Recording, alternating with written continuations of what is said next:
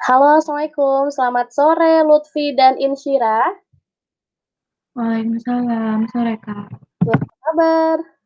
Baik, Baik, oke ya. Teman-teman ini baru berdua. Hari ini ketemu lagi sama kakak. Kita mau belajar bahasa Inggris untuk lanjutin materi proses yang simak persiapan 6 dan 7. Sudah pernah dibahas belum? kemarin baru 6. Oh, sudah dibahas. Iya, Dengan siapa?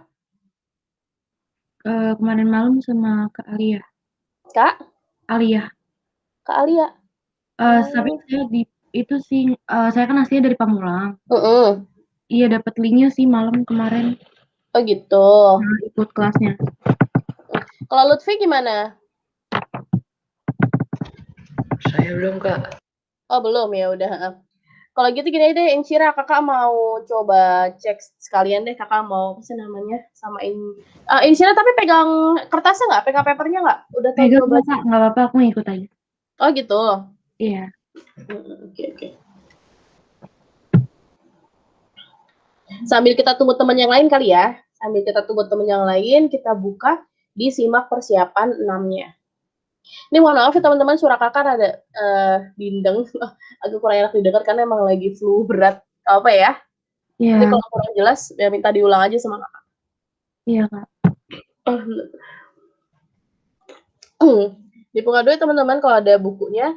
Simak persiapan 6.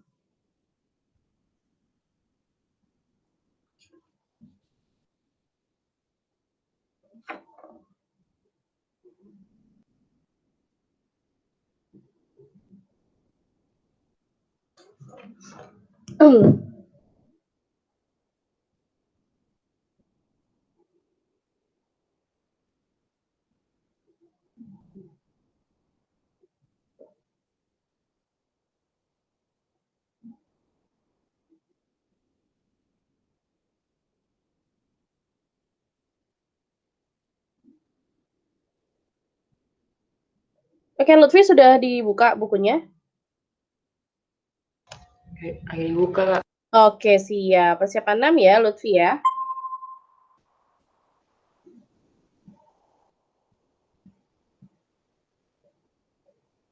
Oke, welcome Fadila. Fadila baru datang.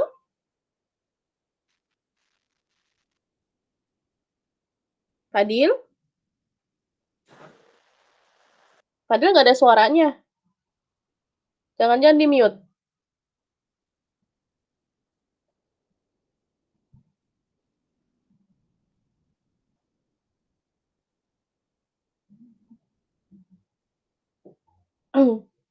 Oh gitu, oke. So, oke, ini panggilnya Fadil ya. Oke, Fadil, kita lagi ngebahas belum belum belum mulai ngebahas sih, tapi kita akan mulai hari ini bahasa Inggris di simak persiapan yang ke-6. Nah, di sini Kakak coba share screen-nya ya, supaya kalian lihat.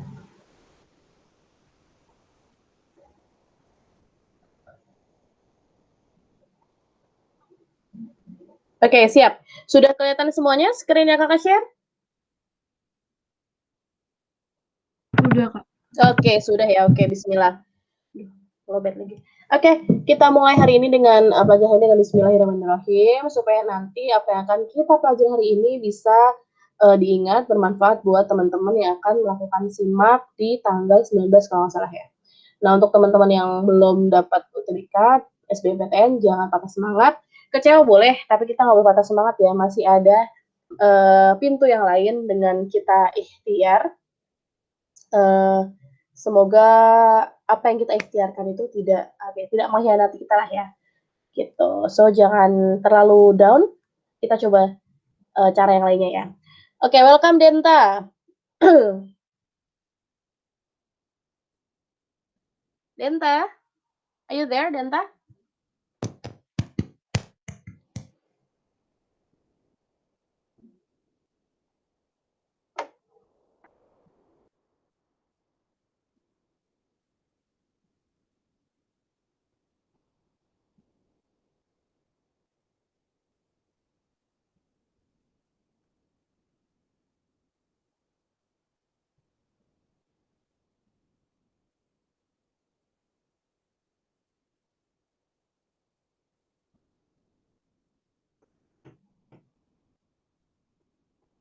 Oke, kita masuk ke teks yang pertama ya. Jadi kalau disimak itu adalah bedanya sama UTBK.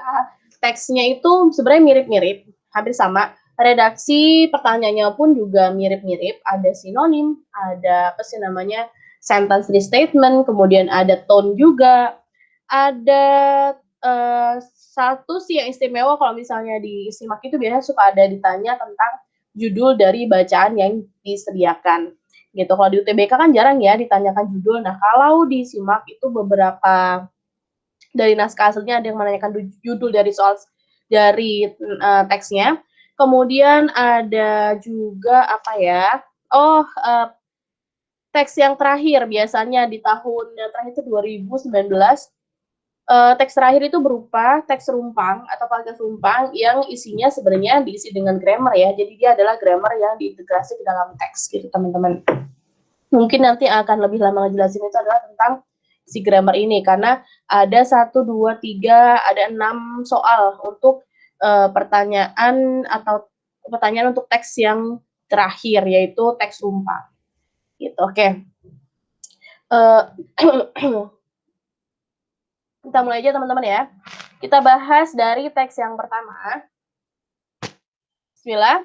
Some people think that the obesity crisis is caused by our obesogenic environment, a world where food is ever present and we are continuously encouraged and stimulated to eat more low quality and energy dense products.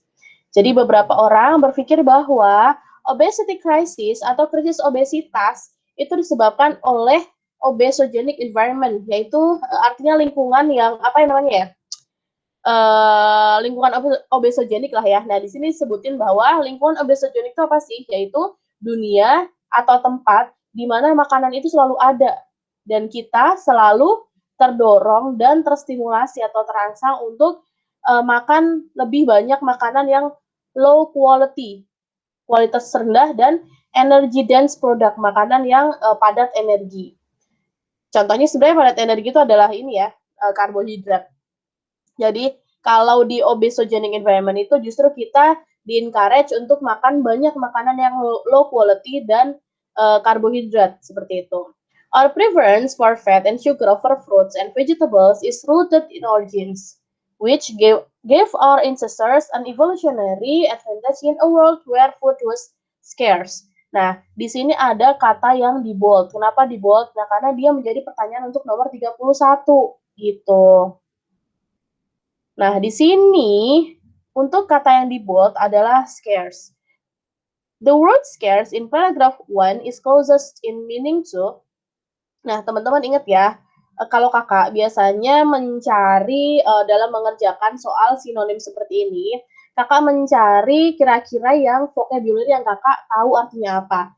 Dan kakak cari yang memiliki makna yang sama. Contohnya, tiny sudah jelas ya, tiny itu adalah kecil.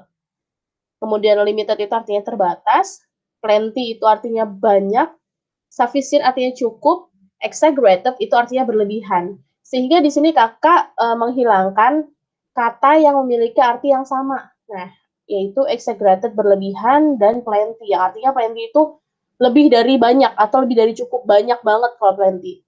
Jadi antara plenty sama exaggerated itu kakak hapus gitu karena dia punya makna yang sama. Jadi sehingga menurut kakak nggak akan bisa jadi jawaban menggantikan kata si scarce ini. Gitu teman-teman. Kemudian tinggal jawabannya ada tiny, limited, sama sufficient. Nah, menurut kalian, kalau misalnya kalian nggak tahu artinya scarce itu apa, kalian bisa menganalisis dari kalimatnya kan ya. Pemilihan terhadap lemak dan gula daripada buah-buahan dan sayuran itu sudah mengakar di gen kita, gitu kan. Kemudian hal itu yang memberi nenek moyang kita ke advantage tuh advantage? Keuntungan ya. Keuntungan evolusioner di mana food itu scarce. Nah, apakah food itu scarce itu artinya tiny, kecil, ataukah limited, terbatas, ataukah sufficient, cukup? Di sini ada dikatakan yang memberi nenek moyang kita keuntungan evolusioner. Di mana dunia di mana makanan itu kecil, terbatas, atau sufficient? Menurut kalian, yang mana yang paling tepat untuk menggantikan si scarce ini?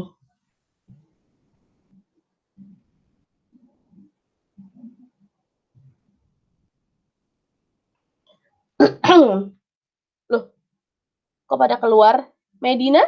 Medina ada?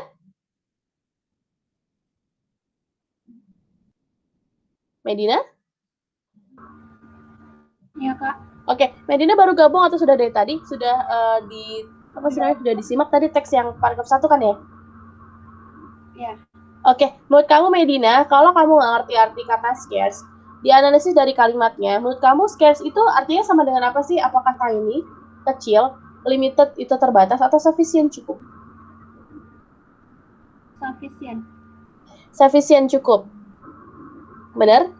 Oke, kita keep dulu sufficient ya, cukup ya. Nah, kita analisis lagi dari kalimatnya. Yang artinya adalah kita ulang lagi ya. Di sini kan di awal bilang kalau some people, beberapa orang itu mengatakan bahwa kalau kita obesitas itu karena lingkungan. Lingkungannya apa? Ya pokoknya setiap hari ada banyak makanan.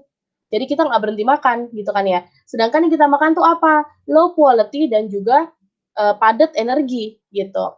Kemudian kebanyakan orang pula di sini ada some people. Nah, kebanyakan orang itu pula juga memilih memakan lemak, bukan ya lemak sih ya. Fat itu adalah makanan yang berlemak dan makanan yang manis atau banyak yang mengandung gula ketimbang buah-buahan dan sayuran itu sudah mengakar di gen kita. Gitu. Jadi lebih sering makanan yang kayak gorengan terus berlemak atau manis-manis gitu dibandingkan kita makan buah ataupun sayuran. Yang mana hal itu memberikan manfaat evolutionary terhadap si ancestor nenek moyang kita, di mana di dalam dunia di mana food was scarce. Apa sih maksudnya dari evolutionary advantage ini? Memberikan manfaat evolutionary. Evolutionary itu artinya apa sih teman-teman? Coba kakak cek dulu ya, evolutionary itu sebenarnya artinya apa sih? Siapa tahu ini sebenarnya bisa jadi keywords. Evolutionary, arti dalam bahasa Indonesia sendiri adalah evolutionary.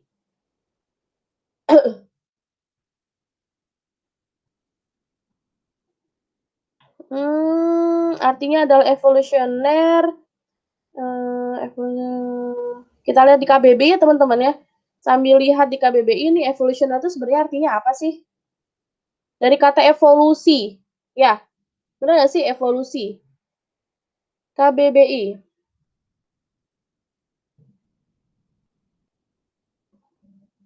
Evolusioner.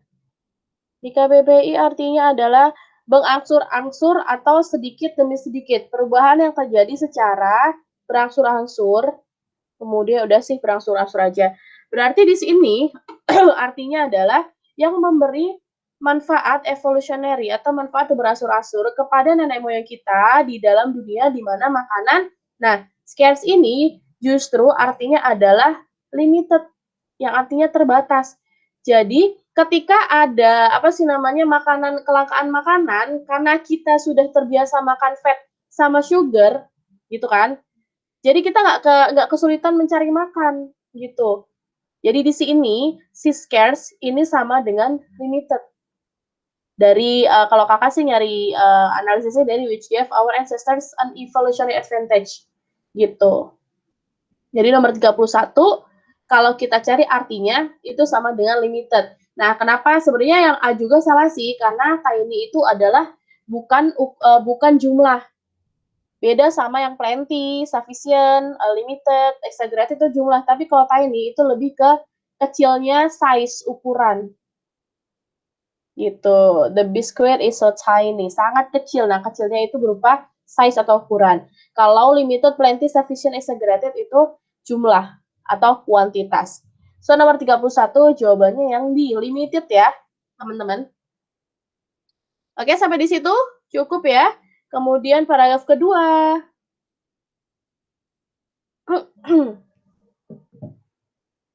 Paragraf kedua, masuk ke paragraf kedua. Sebentar teman-teman, Kak mau lihat Okay? The biology behind this phenomenon is slightly complex. Firstly, our brains have something called weight set point. In other words, the weight our brain perceives as ideal for us. Jadi di sini dibilang kalau oh ya kakak belum bahas ini nih. Nevertheless ya, walaupun demikian atau bagaimanapun juga, simply having access to potentially unlimited amounts. Jadi walaupun kita sebenarnya terdapat atau berada di lingkungan yang obesogenic, sebenarnya tidak di sini doesn't fully explain the obesity crisis. Nggak selalu memungkinkan bahwa si orang yang tinggal di lingkungan obesogenic ini jadi obesitas gitu kan ya. Nah, so apa faktor lainnya selain obesogenic environment, yaitu the biology behind this phenomenon is slightly complex. Kompleks itu berarti rada rumit ya. Firstly, pertama-tama, our brains memiliki sesuatu yang disebut dengan weight set point. Jadi patokan atau acuan berat badan. Dengan kata lain, in other words, berat badan yang otak kita terima itu, ya otak kita anggap itu adalah ideal. Kalau misalnya kita sekarang beratnya 50 kilo misalnya. Nah, si otak ini akan terus-terusan mengeset bahwa BB yang paling ideal untuk kita adalah 50 kilogram gitu. This is why you don't see big fluctuations in your weight on a day-to basis. One salad won't make you skinny and one burger won't make you fat. Gitu. Jadi karena si otak sudah ngeset otak kita 50 kilo, otomatis di sini bilang kalau kita makan salad satu hari itu nggak mungkin bikin kita langsung kelihatan kurus. Atau bahkan kalau kita makan burger, itu juga nggak akan langsung kita kelihatan gemuk. Karena apa? Our brains always try to return us to our weight point. Jadi karena otak kita selalu mencoba untuk mengembalikan berat badan kita di acuannya dia. Gitu, yang 50 kilo aja. Kemudian, people who are overweight or obese have a shifted or abnormal weight point. Gitu. Jadi orang-orang yang kelebihan BB, overweight atau obesitas memiliki acuan berat badan yang bergeser, berubah-ubah atau abnormal. At some point, all the extra calories they ingested led to weight gain. Bahkan di beberapa poin, semua ekstra kalori yang mereka cerna itu mengakibatkan penambahan berat badan. Gitu. Yang mana, nah, which stuck around long enough for the brain, yang membuat si otak ini sulit untuk menerimanya sebagai acuan berat badan yang baru. Nah, di sini ada kata it yang di bold. Nah, yang di bold ini menjadi pertanyaan dari nomor 32. The word it in paragraph 2 refers to what? Apakah itu weight gain? Apakah itu extra calories? Atau C, overweight people? D, body weight? Atau E, people? Yang tadi it di sini nih. Teman-teman, orang-orang yang berat badan atau berat badan berlebih dan obesitas memiliki acuan berat badan yang shifted atau abnormal. Pada beberapa titik, all the extra calories yang mereka cerna itu justru malah mengakibatkan penambahan berat badan. Yang mana stuck around atau terjebak di dalam otak untuk jangka waktu yang lama, membuat otak kita tuh sulit untuk menerimanya sebagai acuan BB baru. Gitu. Jadi it ini merujuknya kemana teman-teman? Sesuatu yang sulit diterima otak. Penambahan berat badannya kah? Ekstra kalorinya kah? Atau orangnya? Atau BB-nya? Atau orangnya juga? Yang ini overweight ya bedanya. Yang mana teman-teman? Inshira yang mana 32? 32 yang A, Kak. Yes, weight gain, betul. Jadi 32 yang A. It ini mengacu kepada si penambahan berat badannya. Gitu. Berat badannya sulit untuk diterima sama si otak. Misalnya tadi gini, kita otaknya sudah di set sama si otak kita 50 kg. Kemudian ternyata dia mengalami overweight atau obes gitu. Nah, dia kan memiliki shifted atau abnormal weight set point kan ya, dengan beberapa beberapa titik ekstra kaloris yang dia makan yang banyak itu mengakibatkan weight gain. Yang mana si weight gain ini gitu kan stuck around long enough for the brain to accept it. Nah, gitu. Jadi weight gain-nya adalah it-nya adalah weight gain. Oke. Sampai di sini cukup ya teman-teman ya. Lanjut ke nomor 33. Masih dengan teks yang sama. Which sentence is closest in meaning to the first sentence in paragraph 3? 1, 2, 3. Nah, di sini teman-teman. Yang ini. First sentence in paragraph 3. Kita lanjut dulu ke pembahasan teksnya. Sampai di... Nih. When you lose weight, ketika kamu kehilangan berat badan, there is a mismatch between your actual weight and the weight desired by your brain. So, your brain deploys a secret weapon against you, yaitu hormon. Jadi ketika kita kehilangan berat badan, maka ada ketidakseimbangan antara berat badan yang sesungguhnya dengan keinginan si otak, gitu kan ya. Sehingga otak kita itu mengeluarkan secret weapon untuk melawan kita, yaitu apa secret weaponnya? Hormones. Hormon apa sih? The key hormones involved in eating are leptin and ghrelin. Nah, leptin sendiri itu membantu kita untuk merasa kenyang, kemudian ghrelin itu bertanggung jawab terhadap feeling of hunger, kelaparan. Ketika kamu kehilangan berat badan, maka sedikit leptin yang diproduksi dan ghrelin jadi lebih banyak. Nah, ghrelin itu biar kita selalu lapar kan ya. Karena kita kehilangan berat badan, maka si otak maunya kita berat badannya tetap, jadi dia mengeluarkan ghrelin. Nah, ghrelin itu fungsinya buat apa? Supaya kita terus-terusan makan, bikin nafsu makan. Kemudian ditanyakan adalah, sehingga the food you eat is not making you feel as satiated as before the dieting began, and you are feeling hungry all the time. Sehingga atau jadi, makanan yang kamu makan itu tidak akan membuatmu merasa sepuas sebelum kamu memulai diet. And you are feeling hungry all the time. Dan kamu akan merasa lapar sepanjang hari, sepanjang waktu. Nah, kalimat ini sama dengan yang mana sih, teman-teman, nomor 33? Apakah yang A, managing the diet properly will make you lose weight? Apakah benar kalau kita mengatur pola makan dengan tepat, maka kita akan kehilangan berat badan atau berat badan kita akan turun? Berdasarkan ini, teman-teman ya, bukan berdasarkan pengetahuan kita, tapi berdasarkan teksnya. Apakah benar yang A? Justru ini disangkal ya. Kenapa? Karena dia bilang, ya mau lu diet, kalau misalnya otak udah ngeset 50 kilo, ya pasti bakal 50 kilo terus. Karena dia punya weapon si ghrelin. Jadi yang A salah. Kemudian yang B, even we reduce the consumption of food, our weight will keep gaining because it's genetically set. Bahkan jika kita mengurangi konsumsi dari makanan, maka berat badan kita akan terus bertambah.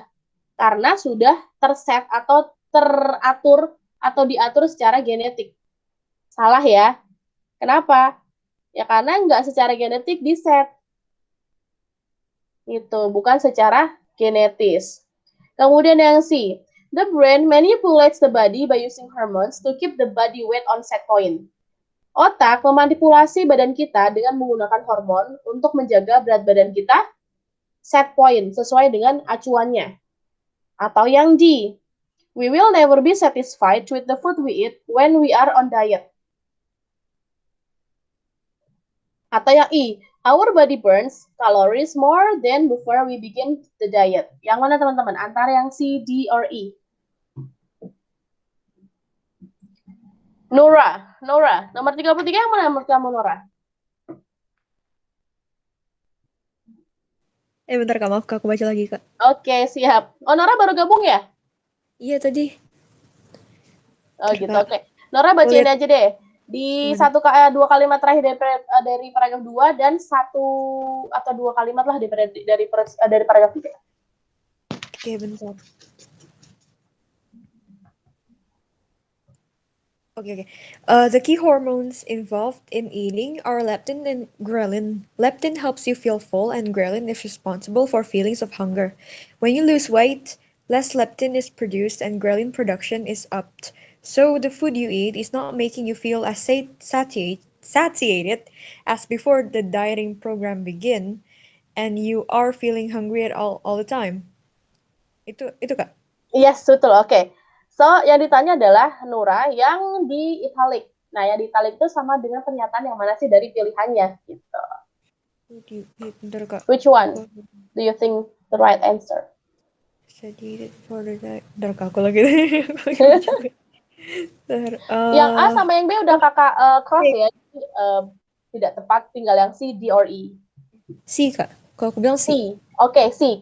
Sebenarnya hampir sama jawabannya sama yang D tuh, Nora. Kenapa nggak yang D? Bentar.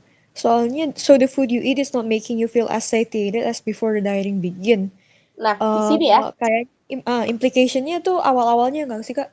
Iya, yes, benar. Jadi di sini kayak tidak satiated itu sama dengan satisfied ya. Tidak akan kamu tidak akan sepuas bahkan sampai sebelum kamu melakukan program diet gitu kan ya. Nah, di sini adalah we will never be satisfied with the food we eat when we are on diet. Nah, di sini kayaknya ini yang kurang tepatnya. Bahkan sebenarnya pas kita nggak diet, sebenarnya kita puas-puas aja kita makan. Tapi ternyata ketika kita diet malah kita udah makan banyak tapi nggak puas-puas sehingga kita nggak bisa turunin berat badan. Nah, kenapa? Nah, karena sisi ini, the brain manipulate the body by using hormones to keep the body weight on set point gitu. So the right answer is C ya, teman-teman ya. Oke, dari kata yang sebenarnya hampir mirip sih. Cuma kakak ragunya emang di before the dieting begin. Nah, di sini ada when we are on diet. Padahal sebenarnya kita nggak diet pun sebenarnya udah kenyang-kenyang aja. Tapi justru kayak pas diet jadi kayak emang lapar terus. Yang tadi mau nahan-nahan lapar gitu jadi kayak lapar terus gitu. Oke, 34. The most appropriate title for this passage is which one, teman-teman? Oh, kita belum lanjutin teksnya, tahu nih baru sampai di yang di italik ya, karena italik tadi jadi pertanyaan nomor 33. Kita lanjut dulu ke kalimat selanjutnya dulu ya. Also, dan juga your body now burns far fewer calories than it would. Jadi bahkan juga badan kita membakar kalori lebih sedikit dibandingkan yang seharusnya. Compared dibandingkan dengan if you have never lost weight. Gitu, to help you not lose weight, thanks body. Jadi justru malah kayak yang si otak ini pokoknya nggak mau kita lose weight gitu. Your body is doing everything it can to stop your weight loss and to get you back to your starting weight gitu, or somewhat higher. Itu justru malah kayak yang ngembaliin ke posisi semula ataupun bahkan malah tambah lebih BB-nya bertambah gitu, somewhat higher. What's scary is that these biological changes persist itu continually for a really long time. Even if you are just trying to maintain your new lower weight, research suggests these changes last for a year or even as long as 6 years. Oke, di sini ya. Lanjut dulu 34. So, 34 buat kalian dari keseluruhan teks yang kita baca, judul yang paling tepat adalah which one? Debbie, which one do you think the best title for the passages?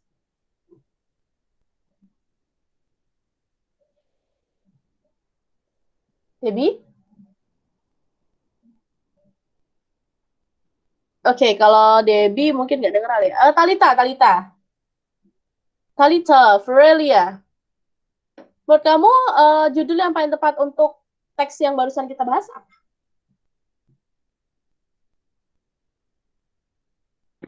Yang B. Yang B? Yes. The brain manipulates body by activating certain hormones. Oke, kita keep dulu lah ya, kita keep. Otak memanipulasi badan kita dengan mengaktifasi hormon tertentu. Gitu kan ya. Sebenarnya yaudah kita keep aja dulu lah ya.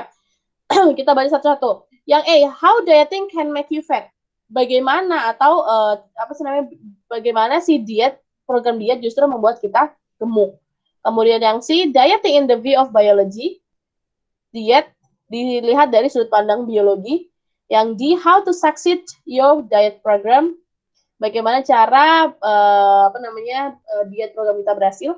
Kemudian yang E, the influences of environment on our diet. Pengaruh lingkungan terhadap diet kita. Tadi kita keep yang B ya. Yang E, how dieting can make you fat. Apakah ini bisa jadi judul? Kita keep juga kali ya, soalnya ada.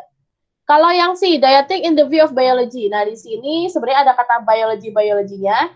Kalau kalian jawab ini kurang tepat. Kenapa? Karena yang kita bicarakan bukan si view biology dari segi dieting, tapi justru nih kita ngejelasin tentang obesity crisis.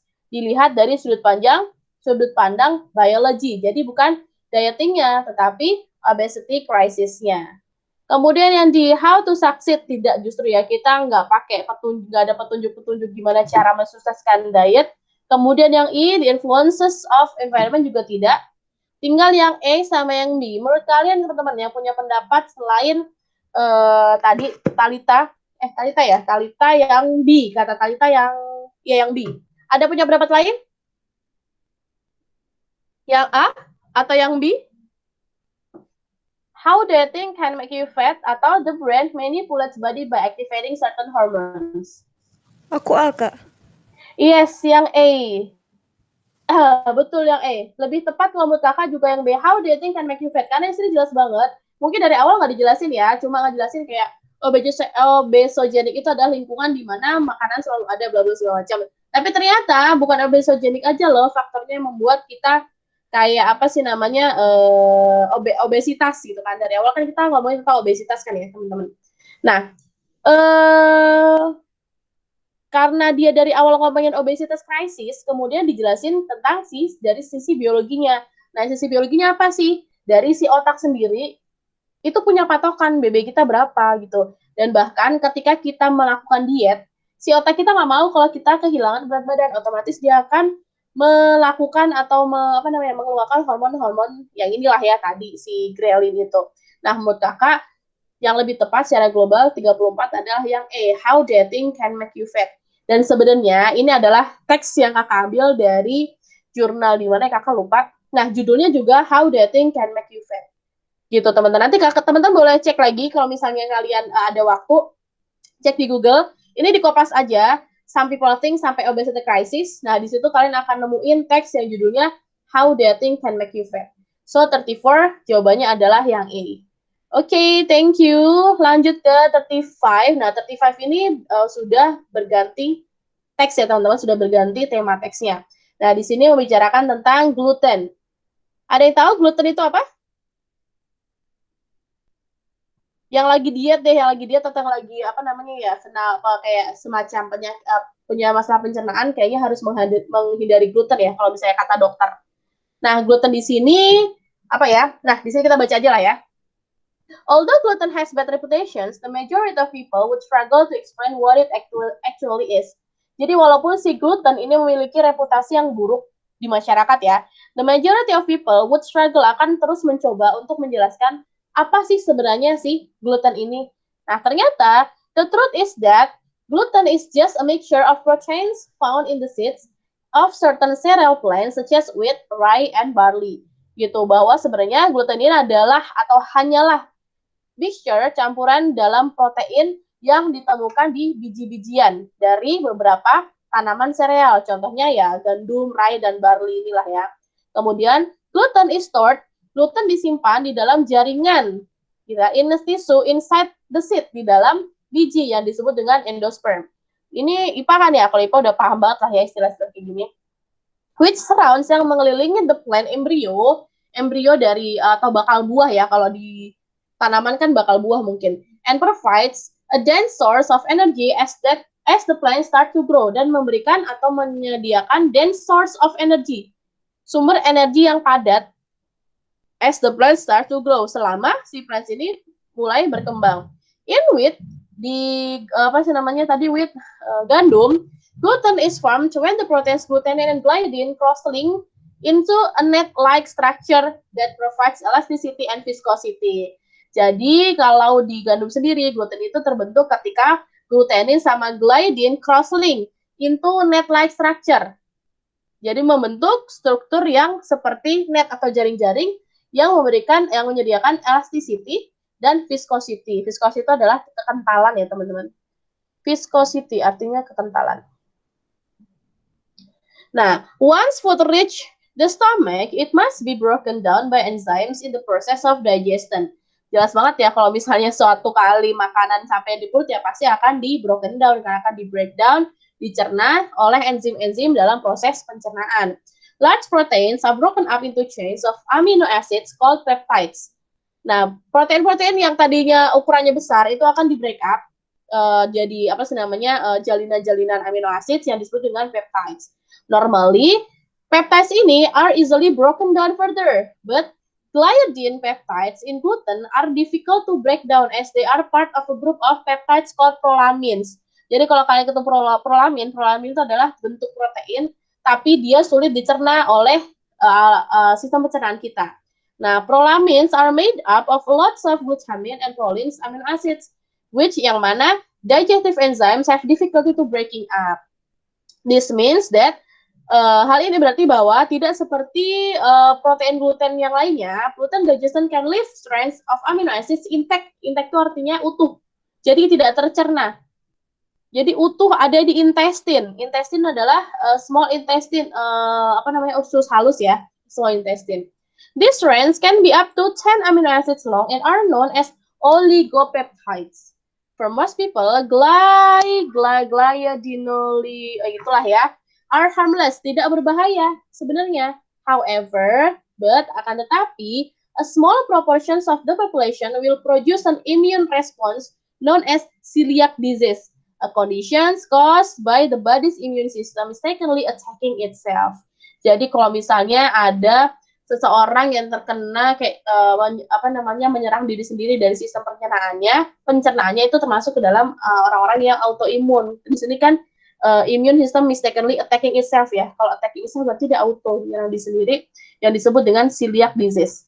Celiac disease is caused by reactions to gluten. So, 35. According to the passage, which of the following statement is false? Yang mana sih yang salah? Yang salah yang berdasarkan teksnya. Is it A? Most people are actually unsure about gluten. Sebagai banyak orang sebenarnya nggak yakin apa sih gluten itu. Kemudian yang B, celiac disease occurs in many people. Yang C, endosperm is a food reserve tissue inside the seeds. Or D or E? Lutfi, menurut Lutfi nomor 33, pernyataan yang tidak sesuai atau yang salah berdasarkan teksnya yang mana, Lutfi?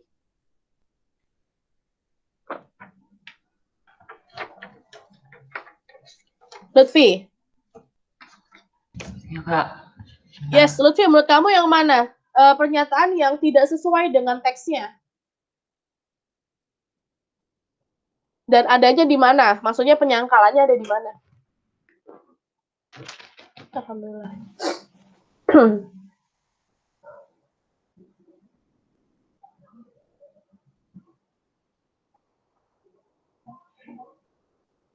Yang mana, Lutfi? Ayo coba, Lutfi. Gak apa-apa salah, nanti biar dibenerin kan. Jadi tahu yang salah yang mana. Yuk, dicoba yuk, Lutfi.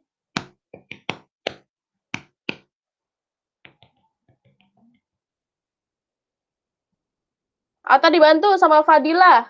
Fadila tadi lagi ini ya, Fadil. Nggak bisa ya, speakernya ya. Oke, kita cek satu-satu aja ya. Yang coba. Atau Nora dibantu, Nora. Nora nomor 35 menurut kamu yang mana? Atau itu ditemukan di mana sih? Kenapa tidak sesuai dengan teksnya? Ntar aku dulu, Kak. Aku baca dulu. Oh, kalau nggak salah beda, Kak. Oh, Nora pernah dibahas ini? Aku pernah ngerjain ini apa tuh namanya, soal simak ya, Kak? Yes, soal simak naskah tahun berapa ya? 2000 berapa ya, Nora ya? Iya, aku pernah ngerjain.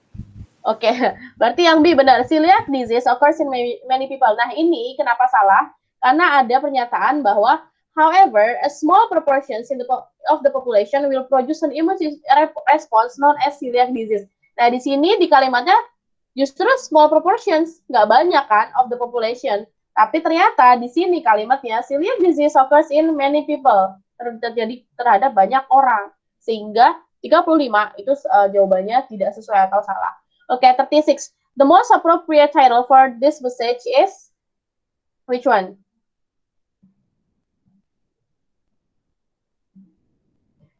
Is it gluten sensitivity, the dangers of gluten? Yang jelas ini salah ya, yang aneh-aneh ini salah pokoknya, the dangers, dia nggak ngomongin tentang dangers.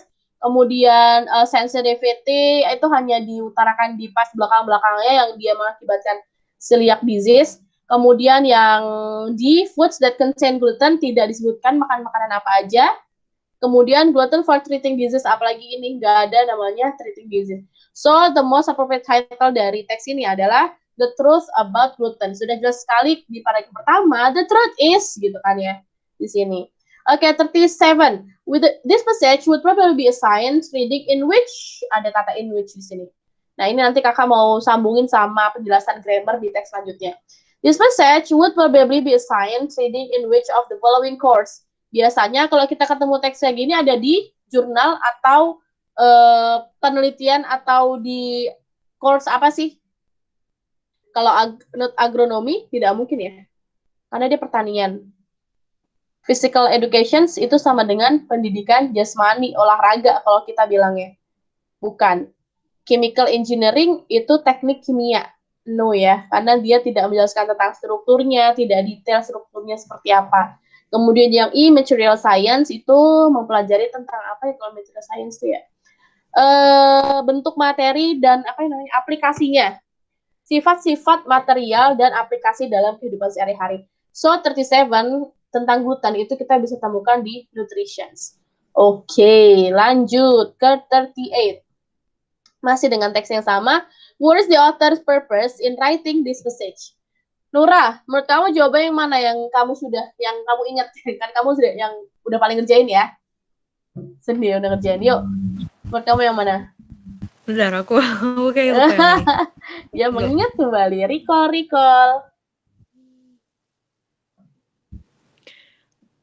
B. Which I one? think. B. D. B. Oh, B. Okay. To provide the readers with facts about gluten. Yes, correctly yang B. Karena jelas banget ya. Membicarakan tentang gluten itu seperti apa sih sebenarnya. Oke. Nomor terakhir dari teks ini deh, Nora. 39. The tone of the author is best described as Informative. Informatif. Oke, informatif. Jelas banget ya. Ini sebenarnya masih lebih gampang sih adjektifnya. Karena di sini kita udah tahu banget kalau kompleks tuh ya. Sama kayak complicated, rumit, ribet gitu. Cautionary dari kata caution itu artinya peringatan atau warning lah ya, caution. Di sini teksnya tidak memperingati sesuatu, tidak ada bahayanya sesuatu. Jadi cautionary itu juga tidak tepat. Kemudian concern itu sama dengan worry kan ya. Ini sering banget si concern ini keluar di pilihan-pilihan di soal-soal UTBK maupun SIMAK ya. Concern itu sama dengan worry. Kemudian informatif itu berarti berisi informasi, instruktif itu apa kalau instruksi petunjuk ya. Oke, so 39 itu yang paling tepat jawabannya adalah yang di informatif karena dia sesuai dengan judulnya menjabarkan tentang fakta tentang si gluten. Oke, thank you. Next, nah di sini bedanya teks UTBK atau teks SBMPTN dengan si SIMAK. Nah, kalau SIMAK ada satu teks yang memang dia rumpang. Nah, untuk mengisi rumpang ini diisi dengan grammar dan juga vocabulary tentunya ya. Oke. Di sini kayaknya di buku kalian ada kesalahan ada typo kayaknya.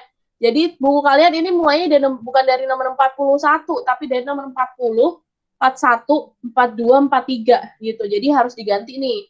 Yang di paragraf kedua, coba cek ya teman-teman ya bukunya masing-masing. Setelah yang and exactly, nah itu exactly itu 41 di buku kalian jadi nomor 40 kalau nggak salah. Harusnya 41. Iya nggak? Salah nggak bukunya?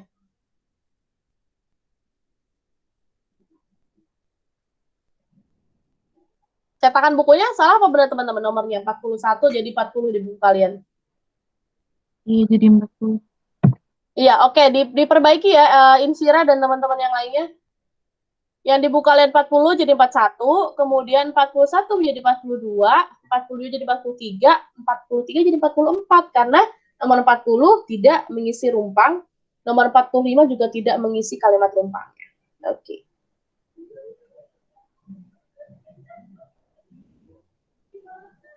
Oke ya teman-teman, kita mulai bahas teksnya. Berhubung tadi Nora yang udah kasih info sudah dikerjakan, Nora udah pernah ketemu teks ini belum? Brain damage is an extremely scary thing. Belum kayaknya kalau yang ini. Oh, belum ya udah oke. Sip. Kita baca dulu teksnya ya. Brain damage is an extremely scary things. Jadi kerusakan otak itu adalah sesuatu yang sangat-sangat mengerikan kan ya. For something so mysterious and amazing, the brain can actually be quite fragile and susceptible to a multitude of injuries.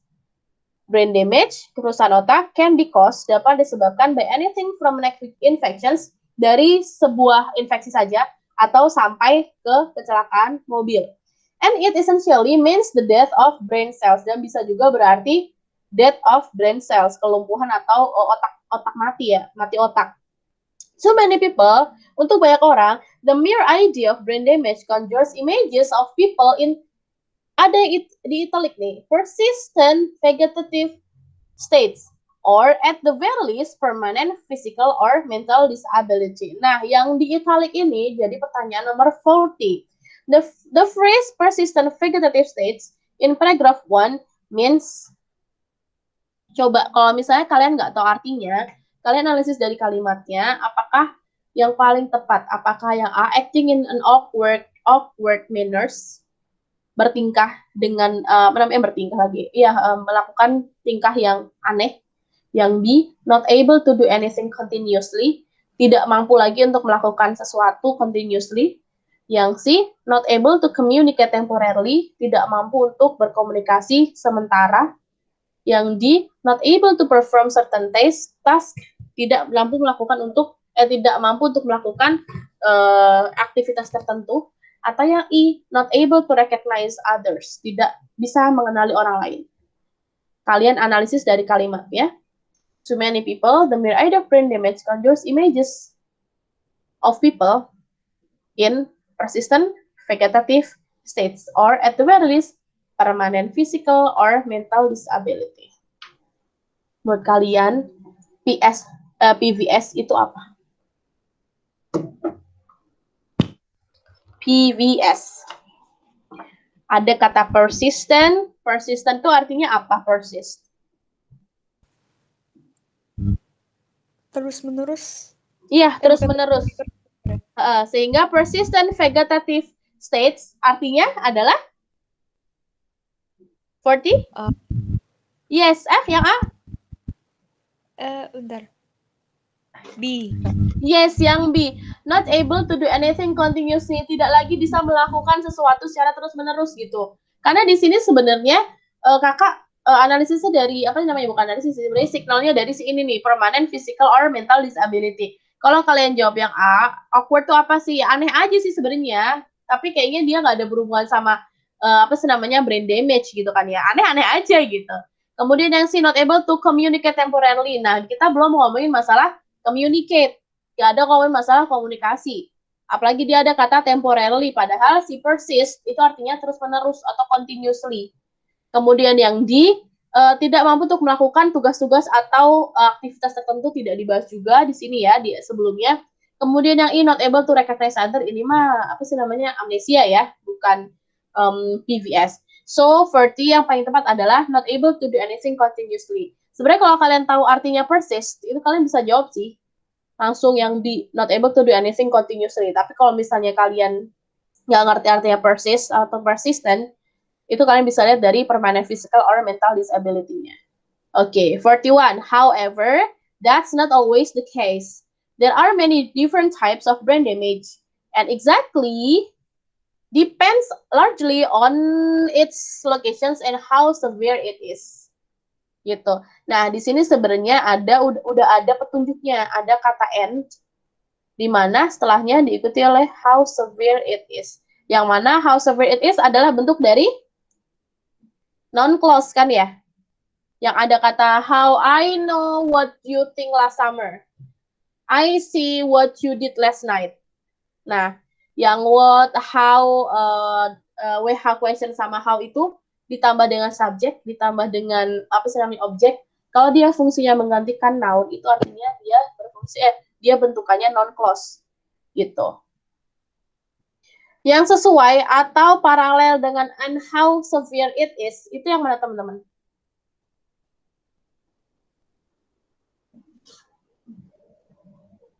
Yang mana? Yang A, B, C, D, E.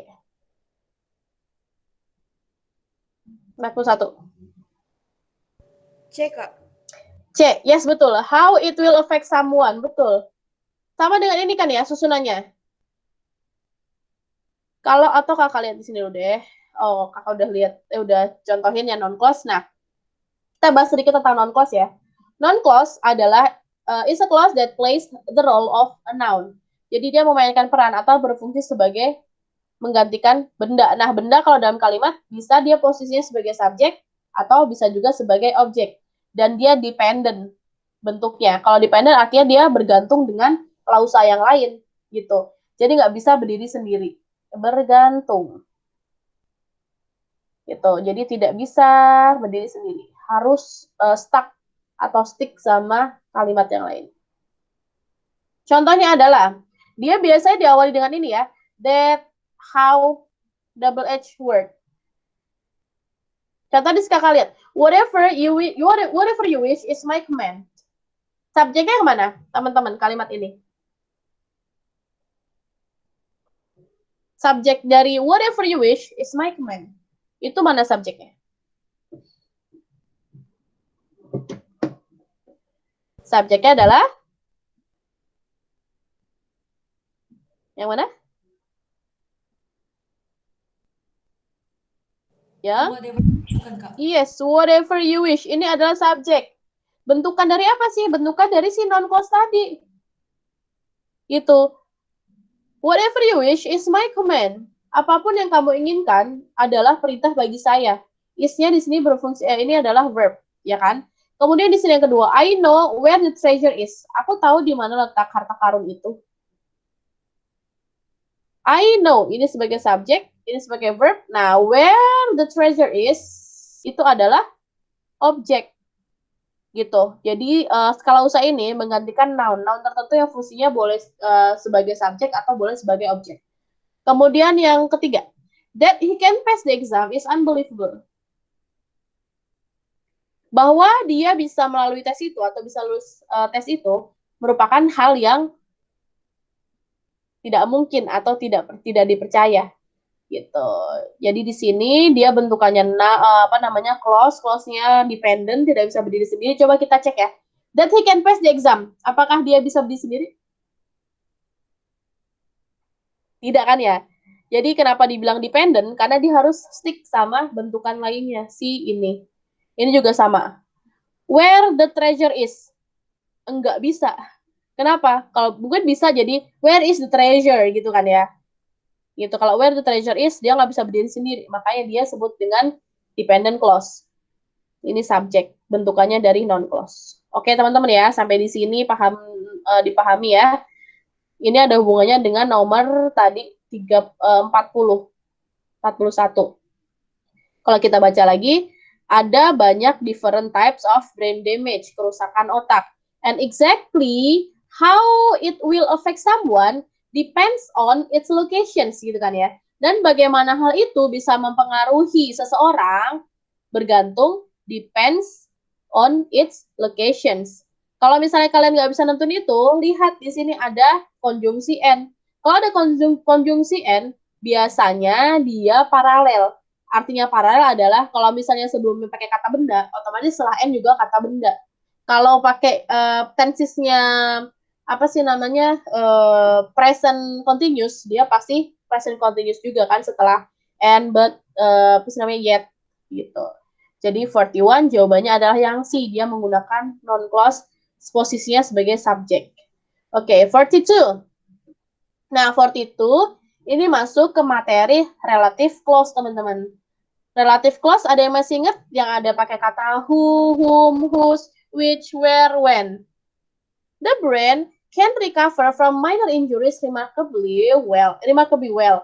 And those experiences a mild brain injury don't usually experience permanent disability. Gitu. Jadi otak bisa pulih dari luka atau kerusakan minor dengan baik. Dan mereka yang mengalami kerusakan otak yang ringan biasanya tidak mengalami permanent disability. Gitu kan ya teman-teman. Karena sebenarnya kalau yang when, who, whom itu artinya semuanya bisa diartikan yang artinya yang anak yang tinggal di sana adalah saudara saya. The man who lives there is my brother misalnya. Artinya yang. Nah, menurut kalian nomor 42 isinya mana? Otak dapat pulih dari kerusakan minor dengan baik.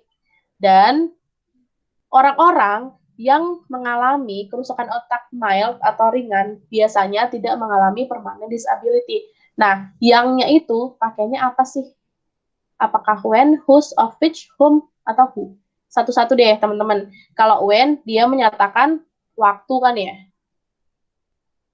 Kalau whose digunakan untuk apa? Kepemilikan. Kalau of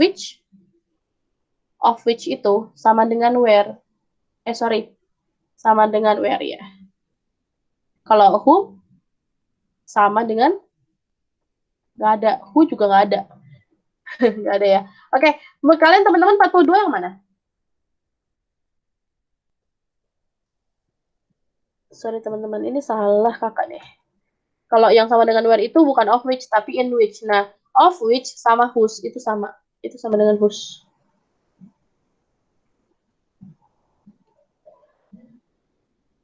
Bahas dikit ya teman-teman. Teman-teman, masih ada yang ingat nggak relative clause? Medina masih ingat sedikit tentang relative clause?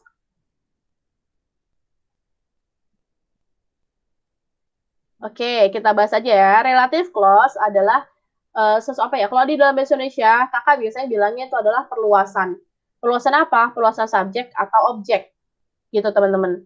Jadi kalau misalnya aku menyukai perempuan itu, perempuan yang mana? Oh, perempuan yang menggunakan baju merah. Nah, yang menggunakan baju merah itu adalah perluasan dari objek. Di sini kakak menyediakan sedikit aja sih contohnya yang berkaitan sama soalnya aja ya. Ada kata who, ada whom, ada kata who sama where. Nah, kata who di sini menggantikan fungsi noun sebagai subjek. Maksudnya sebagai subjek apa sih, Kak? Nah, lihatin contohnya di sini. The girl who wears the black dress is now looking at you. Sebenarnya kalimat intinya adalah the girl is now looking at you. Which girl gitu kan ya? Yang mengenakan baju merah itu. Gitu. Fungsinya sebagai subjek maksudnya apa, Kak? Ya udah, kita pecah aja kalimatnya jadi dua kalau nggak terlalu paham. Kita pecah kalimatnya jadi dua. Kalimat induknya adalah the girl is now looking at you.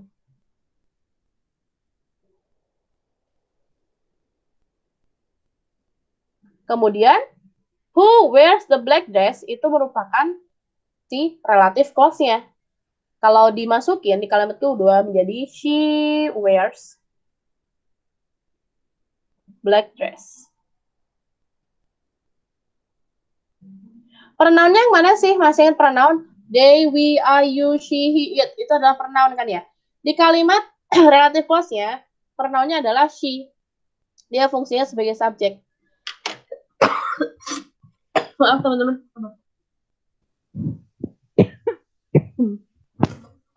Oleh sebab itu, ketika dia fungsinya sebagai subjek, maka menjadi who.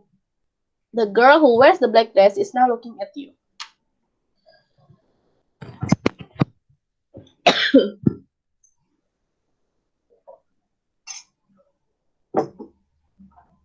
Halo, teman-teman masih menyimak? Masih ya, oke. Nanti kalau misalnya emang kurang paham atau kurang jelas, karena kakak lagi flu dan batuk juga nih, bisa ditanya teman-teman, dipotong aja kak, kurang jelas gitu. Nggak apa-apa. Nah, kemudian bedanya apa sih sama yang whom? Lihat di sini. Whom itu menggantikan fungsi noun sebagai objek. The girl whom you talked to last night is now here in this place. Nah, dia fungsinya sebagai objek apa sih, Kak? Nggak ngerti deh, Kak. Objek sama subjek itu apa sih? Oke, kita pecah dulu kalimatnya ya. Kita bedain apa sih namanya fungsinya sebagai, posisinya sebagai subjek sama objek. Jadi kalimat aslinya adalah the girl is now here in this place. Kemudian kalimat ininya apa sih? Relative clause ya. You talked to her last night. Nah, di sini relative clause-nya yang kedua kan ya. Kalau ini kan ada kalimat intinya. Kalau kalimat itu udah bisa dikotak-atik ya. The girl is now here in this place. The girl. Girl yang mana? Girl yang you talk to her last night. Nah, untuk kalimat, untuk klausa relatifnya, you talk to her last night, pengganti untuk si girl-nya berada di posisi objek. Makanya dia menggunakan whom, bukan whose. Jadi who. Kakak nih kalau analisnya biasanya setelah kata who itu diikuti oleh oleh verb. Kalau setelah kata whom itu diikuti oleh subjek gitu. Whom you talk to last night, who wears the black dress. Ini nanti jadi apa sih namanya? Jadi kunci di nomor 42 tuh. Oke, teman-teman ya. Sampai di who sama ya whom. Nah, satu lagi. There were a lot of people at the party, many of whom I had known for years. Ada banyak orang di pesta tersebut. Many of whom, di antara mereka, itu sudah saya kenal sejak lama, bertahun-tahun. Kalimat aslinya adalah, there were a lot of people at the party. I had known them for years. Jadi kalimatnya seperti ini. Baik lagi, kalau setelah kata who, kita nemu verb, tapi kalau setelah kata whom, kita nemunya subjek. Nah, di sini, subjek. Kalau ketemu kata whose, itu sama dengan of which. Kalau kata where, itu sama dengan in which ya, teman-teman. Oke, so, menurut kalian, nomor 42, jawaban yang mana?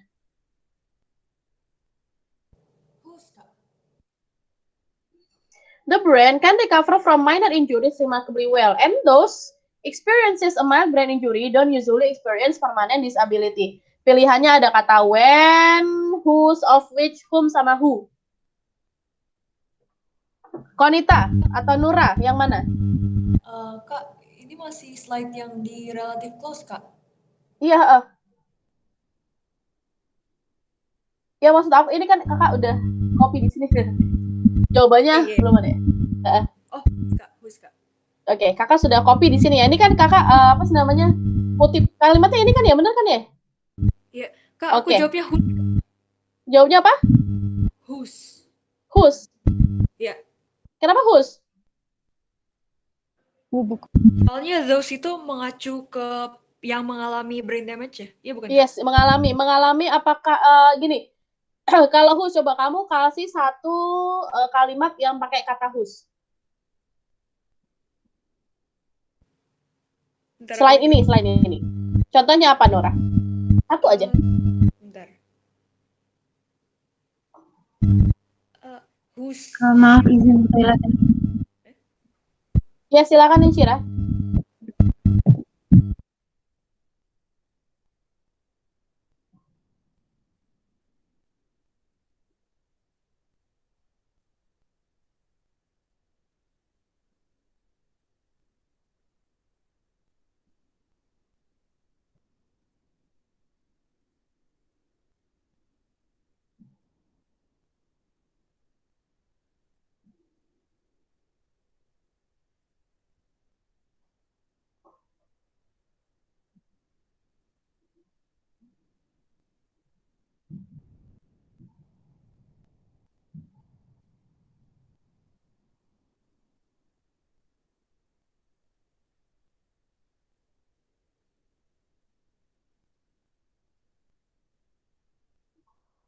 Nora kayak gini nggak? Bisa nggak kalau kakak kasih contohnya?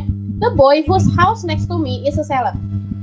Iya Kak, sama ini Kak, sama those whose scores have not appeared yet can check it tomorrow. Bisa kan ya Kak?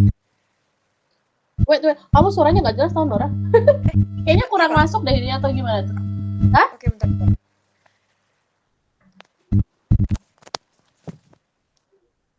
Halo Kak, jelas gak Kak? Those?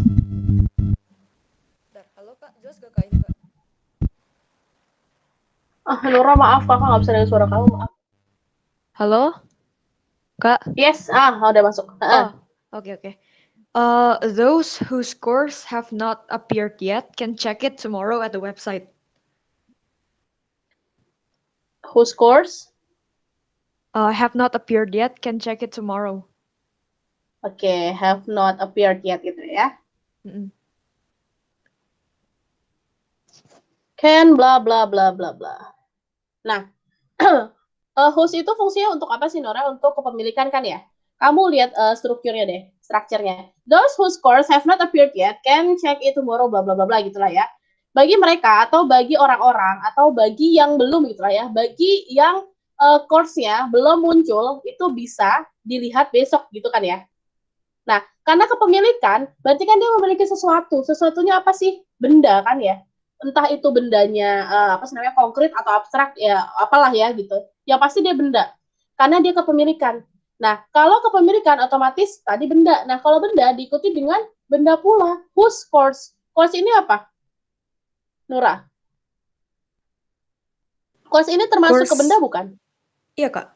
Course itu kayak aku Iya, sebenarnya tadi yang bilangnya memiliki score, Kak, benda score. yang score, oke, score. Iya, Score score. juga, sorry ya. Sebenarnya Iya. sama aja sih. Score juga benda kan ya? Heeh. Benda tapi dia mungkin abstrak ya, benda abstrak maksudnya bukan Iya. konkret. Those who score have not who harusnya nih has ada scores lah ya karena dia pakai has kakak. Who Iya. scores have not appeared yet can check it tomorrow misalnya. Nah di sini scores ini adalah benda karena dia memang whose ini digunakan untuk mengacu kepada kepemilikan benda tertentu. Nah kemudian contoh yang kedua yang kakak kasih contoh, the boy whose house next to me is a celeb. Laki-laki atau anak laki-laki yang memiliki rumah di samping saya itu seorang artis. Nah, setelah kata whose, dia memiliki apa? Memiliki house yang adalah fungsi sebagai noun. Scores pun sama, dia noun. Tapi Nora, kalau kakak di sini kakak isi dengan whose, apakah dia akan sama fungsinya atau sama artinya dengan dua kalimat yang kakak dicontohkan di sini? And those whose experiences a mild brain injury don't usually experience permanent disability. Experiences di sini apa sih? Oh alah, Kak, aku salah baca, pantesan. Iya. Jadi yang mana? Those who Yang harusnya, mana? Kak. Who kayaknya. Iya, those who experience. Jadi orang-orang yang mengalami brain injury biasanya ya tidak mengalami permanent disability gitu kan ya? Walah, aku nggak baca sampai akhir, Kak. Aku kirain whose experiences are. Oke, jadi experience kamu menyangka ini adalah noun gitu ya? Iya. Oke, so menurut kakak benar nggak? Apa namanya? Coba koreksi lagi deh Nora. Benar nggak? Apa sih namanya yang kita analisis bareng-bareng ini? Soalnya namanya bahasa ya, kadang suka kayak yang baru ngeh setelahnya gitu.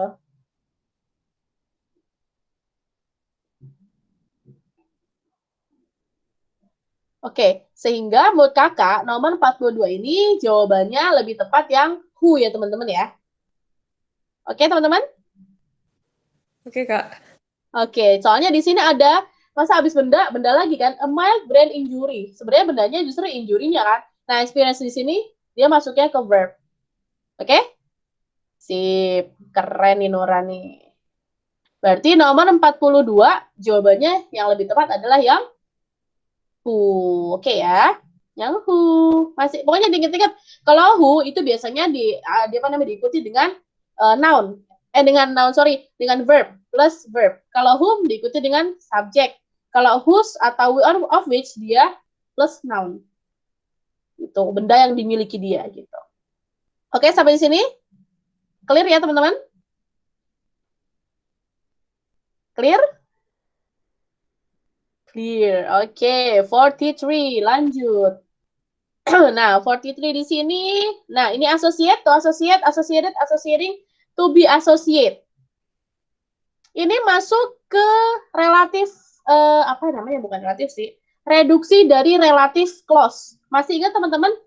Udah kita tadi ngomongin relative clause, ternyata ada lagi aturannya, yaitu relative clause itu bisa direduksi. Reduksi itu apa sih, Kak? Bisa dibikin simple atau bisa diefektifkan. Gitu. Masuknya ke grammarnya kita belajar tentang participle. Ada present participle, ada past participle. Masih ingat nggak teman-teman? Halo? Halo? Cek. Teman-teman, kita masuk ini dulu ya. Masuk ke nomor 43 dulu, tapi kita lanjut dari nomor 42. Kalau 42 tadi isinya adalah who, kemudian kita lanjut ke paragraf selanjutnya dulu. On the other end of spectrum, a severe brain injury means that berarti bahwa the brain has suffered extensive damage. Yet sometimes requires membutuhkan surgery to remove built up blood or relieve pressure. Nearly all patients live through a severe brain injury with permanent atau irreversible damage results. Nah, kemudian, so what about those in between? Some people with brain damage experience permanent disability, but can recover partially from their injury. If neurons are damaged or lost, they can grow back. But the synapses or connections between neurons can. Jadi dia neuronnya nggak bisa pulih, tetapi si sinapsisnya bisa. Apa itu sinapsis? Koneksi atau hubungan antar neurons, antar syaraf. Essentially, the brain creates new pathways between neurons. Jadi bikin jembatan baru. In addition, areas of the brain not originally titik-titik with some functions can take over and allow the patients to relearn how to do things. Nah, di sini 43 jawabannya adalah A, B, C, D, associate. Dari kata associate semuanya kan ya. Tapi kita mau pakai associate yang mana, Kak? Apakah yang associate aja, verb 1, atau to associate pakai to infinitive, atau yang C, associated, yang mana dia adalah bentuk ke 2 atau 3, associating itu pasti participle, continuous atau progressive, atau yang I, to be associate, yang mana dia merupakan bentuknya pasif. Coba sebelum dianalisis, teman-teman jawabnya 43 yang mana? C, Kak. C, why C? Nggak tahu, Kak. Yang penting, soalnya rasanya enak, Kak, kalau misalnya Bener banget. Itu rasanya enak, Kak. Karena emang paling masuk, areas of the brain not originally associated with some functions can take over, gitu kan ya. Oke. Jawabannya benar yang C. Tapi kakak jelasin kenapa jawabannya yang C ya. Oke. Di sini masuk ke participle. Nah, participle ini, kalau semuanya aja kali ya. Sebenarnya masuknya ke sini sih, participle yang verb 3. Nah, participle ini ada terdiri dari 2, ada present-nya, ada past-nya. Present itu kan yang kita kenal dengan verb ing itu kan ya. Fungsinya untuk progresif, bisa buat gerund. Nah, ini yang paling penting sebenarnya.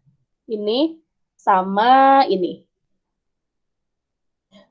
Kalau present participle menggantikan anak kalimat dari relative clause yang bentuknya aktif. Jangan lupa. Nanti kakak kasih contoh ya. The girl who wears black dress is now looking at you. Perempuan yang memakai gaun warna hitam itu sedang melihat ke arahmu. Dia bentuknya aktif. Who wears black dress. Yang menggunakan black dress. Sehingga kalau dia bentuknya aktif, maka akan direduksi si relative clause-nya menjadi bentuk present participle. The girl wearing black dress is now looking at you. Jadi si who wears-nya ini akan berubah menjadi wearing. Dan ini adalah patokan atau rumus dari sananya. Kalau dia bentuknya aktif. Aktifnya bukan kalimat ya, tapi klausanya dari relative clause-nya. Kalau kalimat aslinya kan, the girl is now looking at you. Ya kan ya. Terus kalimat klausa relatifnya jadi, she wears black dress. Nah, she wears black dress-nya itu direduksi menjadi wearing. Kemudian ada satu lagi namanya past participle. Bentuknya pasti verb ketiga, namanya juga past participle ya. Nah, kalau yang tadi digunakan untuk menggantikan anak kalimat relative clause yang bentuknya aktif, maka si participle ini, yang si past, itu digunakan untuk menggantikan yang bentuknya pasif. Contohnya, the car which is parked under the tree is mine. Mobil yang diparkir di bawah pohon itu adalah milik saya. Ya kan? Clause-nya adalah which is parked under the tree. Karena kalimat aslinya adalah the car is mine. Car yang mana? Itu loh, car yang diparkir di bawah pohon itu punya gue gitu.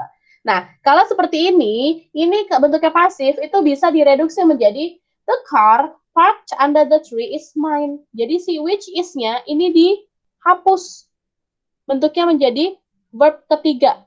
Contohnya satu lagi. The car which was broken by death has not been repaired. Ini bentuknya pasif kan ya? Which was broken by death. Dia asal kalimatnya adalah the car has not been repaired.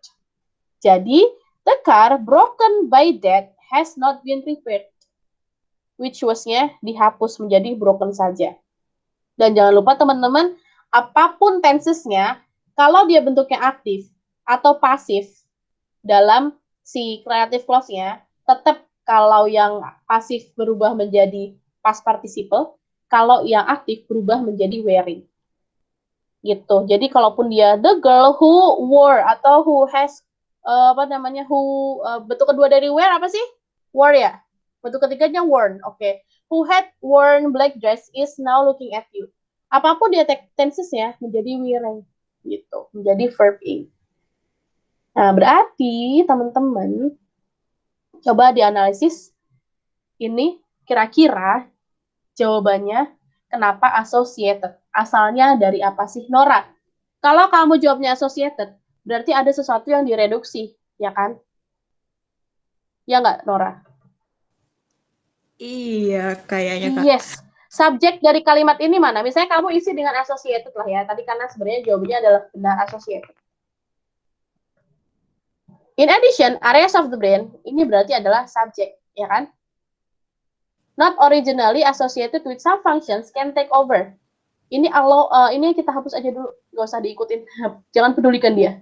Nah, dari associated sama can take over, kira-kira yang merupakan kalimat atau kalimat induknya yang mana?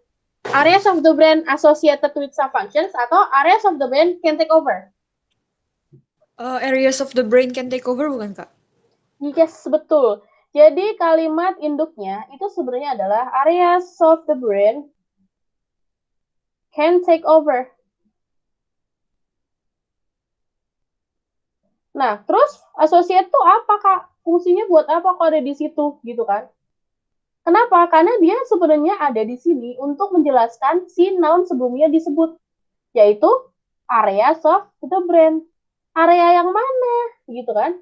Area yang terkait dengan some functions, yang mana dia sebenarnya areas of the brain which is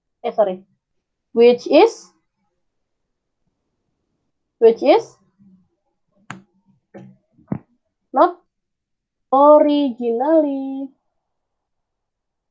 associated. Gitu, teman-teman. Sampai di sini, paham nggak kira-kira apa yang kakak jelaskan? Soalnya nih, penting banget teman-teman. Sering banget keluar di soal, di soal simak bagian teks rumpang. Ini sering banget keluar yang kayak gini. Jadi sebenarnya kenapa associated ini muncul? Karena sebenarnya asal katanya adalah which is not originally associated. Gitu. Dia bentukannya adalah pasif, kan? Which is not associated. Ada to be, ada verb ketiga. Yang mana tadi kakak bilang kalau ada relative clause yang menjelaskan benda tertentu itu harus bisa direduksi. Kalau pasif tinggal verb tiganya aja. Kalau aktif jadi verb ing. Sehingga si kalimat ini menjadi areas of the brain not originally associated with some functions can take over. Gitu teman-teman. Sampai di sini mau ditanya? Belum Kak, aku Kak. Gimana Nora menurut kamu?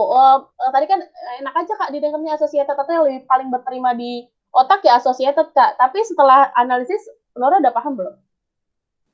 Lumayan sih Kak, lumayan Kak. Ya, lumayan, oke lumayan ya. Jadi pokoknya Nora analisis gini, teman-teman juga, teman-teman kalau misalnya ketemu dalam satu kalimat ada dua verb, tapi tidak dipisah oleh oleh konjungsi-konjungsi yang ada di situ, itu artinya salah satunya pasti ada sesuatu yang kayak direduksi. Direduksinya apa sih? Relative clause. Gitu, kayak misalnya I eat and sleep, itu jelas kan ya? Saya makan dan tidur, nah ada kata N-nya. Sleep sama eat-nya, itu boleh, sah-sah aja, dua verb dalam satu kalimat. Tetapi kalau misalnya dalam kalimat ini, kalian ketemu dua. Ada verb satunya adalah associated, yang kedua ada can take over. Nah, kayak gini nggak boleh ada kalau misalnya kalian ngisi dengan areas of the brain not originally associated with some functions can take over. Apa yang associate, apa yang can take over? Gitu. Jadi analisis salah satunya cari kalimat induknya dulu. Induknya apa? Areas of the brain can take over. Jadi kan kalimat aslinya. Nah, kemudian associated-nya adalah perluasan dari areas of the brain. Area otak yang mana? Yaitu area yang tadinya tidak ada hubungannya sama beberapa fungsi. Nah, yangnya ini masuk ke relative pronoun atau relative clause yang direduksi menjadi Gitu, not originally associated. Oke, sip. Ini nanti ada di prediksi 7 juga sih sebenarnya. Ini nomor 43. Sehingga 43 isinya tadi yang associated. Feelingnya bagus ya, Nura ya. Oke. 44. 44, teman-teman. The important thing to remember is that there are still a lot of unknowns about the brain. Masih ada banyak hal yang kita tidak ketahui tentang otak. When a person is diagnosed with brain injury, it's not always possible for doctors to know exactly how well someone will be able to what?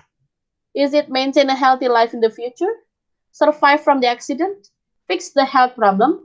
Recover from the damage or thrive in the conditions? Yang paling tepat yang mana? Kalau ini bukan grammar ya, tapi lebih ke kesesuaian makna. Recover from the damage, Kak, kalau menurutku. Yes, recover from the damage. Kenapa? Sebenarnya rada gini ya, recover from the damage. Kerusakan apa? Ya jelas dong kerusakan otak. Kalau misalnya kalian jawabnya yang A, maintain a healthy life in the future. Ada kata healthy life. Terlalu luas nggak sih untuk ngomongin kesehatan hidup yang sehat? Terlalu luas ya, karena sebenarnya di awal kita udah ngomongin brain damage. Kemudian yang B, salah banget karena ya udah sih kita nggak ngomongin tentang accident gitu kan. Yang C, fix the health problem. Enggak juga, ini hampir sama dengan yang A, ngomongin masalah kesehatan. Kalau yang I, bertahan dalam kondisi itu enggak juga. So, yang paling tepat adalah doctors to know exactly how someone will be able to recover untuk pulih dari kerusakan. Kerusakan apa ya? Kerusakan otak yang dialami gitu. So, 44 jawabannya adalah yang di recover from the damage. Okay, the last number, 45. Which one? Not all brain damage is permanent. Harusnya ada di mana?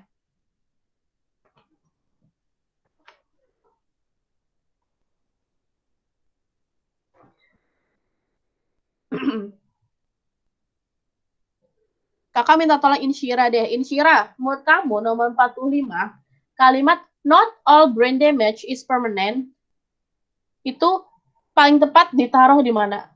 Apakah dia cocok kalau ditaruh di kalimat pertama di paragraf 1? Atau di kalimat pertama paragraf 3? Atau di kalimat terakhir paragraf 3? Atau yang J atau yang I? Kalau menurut saya yang di kalimat terakhir paragraf 4. Paragraf terakhir ke 1. Kalimat terakhir 1, 2, 3, 4 di sini ya? Iya. Di sini. Ada pendapat lain? Kalau sebenarnya kalau yang 3 enggak sih, kalau yang 3 ya enggak banget, kalau yang 1 juga enggak. Oke, paragraf yang kakak bahas satu-satu aja kali ya. Yang A, the first sentence of paragraph 1 itu tidak. Karena ya awalnya ya sudah cocok begini, not all brain damage permanent. Terus di sini scratching sama di satu enggak lah ya. Kemudian yang B sama yang C kenapa enggak? Karena di paragraf ketiga justru dia ngomongin kalau severe brain injury means that brain has suffered extensive damage, bla bla bla segala macam. True, bla bla, irreversible. Bahkan dia bilang permanen atau irreversible, tidak bisa dikembalikan. Justru malah berlawanan dengan not all brain damage is permanent. Makanya yang B sama yang C salah, karena paragraf 3 justru kebalikannya ngomongin masalah kerusakan otak yang permanen. Sedangkan di sini not all brain damage is permanent. Kalau yang D sama yang I, kakak ragu sebenarnya antara yang D sama yang E, teman-teman. Insyira kenapa yang D? Kenapa nggak yang E?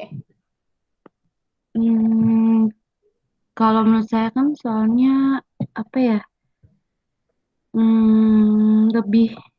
Lebih pas di situ gitu, karena kan lagi baru mau ngebahas gitu loh, kayak bawahnya kan ada important thing, mau mulai paragraf 5 kan baru the important thing to remember is that there bla bla bla bla. Nah itu menurut saya lebih pas yang di pertanyaan ini sebelum dari kalimat pertama di paragraf 5 itu. Jadi maksudnya sebenarnya sebelum important ini masuknya ke sebenarnya sebelum important thing ini ya. Iya. Not all brain damage is permanent. Coba kita baca dulu paragraf keempat yang terakhir aja lah ya. Yang tadi, in addition, areas of the brain, bagian otak yang tidak terhubung dengan beberapa fungsi itu bisa diambil alih, can take over, and allow the patients to relearn, dan membolehkan atau mengakibatkan patients untuk mempelajari ulang bagaimana cara melakukan sesuatu. Remember the phenomena of brain plasticity mentioned in the myth about brain wrinkles? Kamu ingat nggak? Oke, itulah bagaimana pasien stroke contohnya dapat berbicara lagi dan motor skill through terapi. Itu satu ya. Kemudian yang E, the last sentence of paragraph 5. The important thing to remember is that bahwa banyak yang tidak kita ketahui tentang otak. Ketika seseorang didiagnosa oleh brain injury, gak selalu possible for doctors, bagi dokter-dokter untuk mengetahui how well someone will be able to tadi recover from the damage. Gitu kan ya. Kemudian patient surprise, para pasien itu mengejutkan dokter dari waktu ke waktu dan exceed expectation dan melebihi harapan of what they're able to do days, months, and even years later. Masuk juga nggak sih? Dan bahkan mereka melebihi ekspektasi dari hari ke hari, bahkan bulan bahkan tahun ke tahun. Gitu. Kalau nggak salah ini nanti boleh dikoreksi deh. Kalau nggak salah teks aslinya itu nomor yang ini, jawabannya yang E. Jadi dia ada di kalimat terakhir di paragraf 5 setelah si ini. Jadi setelah dia bicara bahwa dokter itu nggak pernah tahu apa sih namanya mujizat apa sih gitu kan. Bahkan patient surprise dokter yang tadinya mungkin udah didiagnosa pokoknya kamu bakalan mati otak gitu. Tapi ternyata hari ke hari, bulan ke bulan, bahkan tahun ke tahun itu bisa exceed expectation of what they're able to do gitu. Sehingga menurut kakak not all brain damage is permanent itu ada di yang E, the last sentence of paragraph 5 gitu Insyira. Insyira? Iya. Oke, nanti Insyira nanti coba cek lagi ya. Coba misalnya nanti kamu cek apa sih namanya teks aslinya. Kalau ketemu di googling nanti apakah dia benar yang D atau yang E. Oke teman-teman ya, sementara 45 jawabannya adalah yang E dulu. Oke, nah teman-teman nama yang persiapan 6 ini sudah selesai, cuma kakak pengen lihat di persiapan 7 untuk yang nomor 41 aja. Yang ini teman-teman. Lihat kalimat ini aja deh. Ini nih. Sebelum waktunya habis ya, kita tinggal 2 menit lagi. Teman-teman coba kerjakan nomor 41 saja.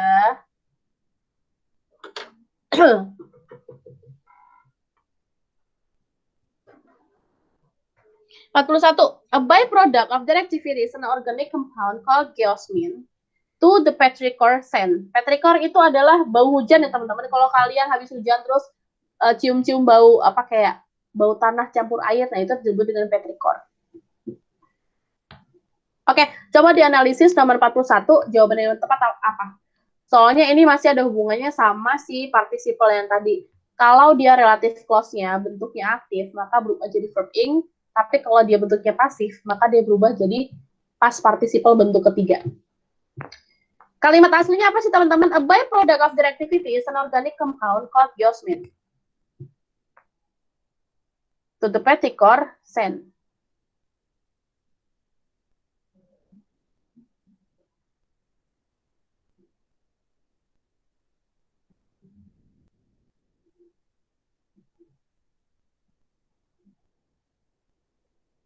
Teman-teman, nomor 41 menurut kalian yang mana?